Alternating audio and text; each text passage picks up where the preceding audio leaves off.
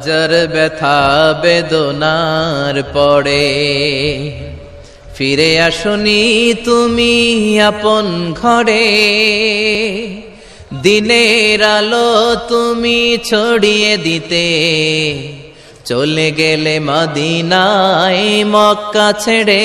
হে রাসূল তোমাকে ভুলি আমি কেমন করে, হে রাসূল তোমাকে ভুলি আমি কেমন করে।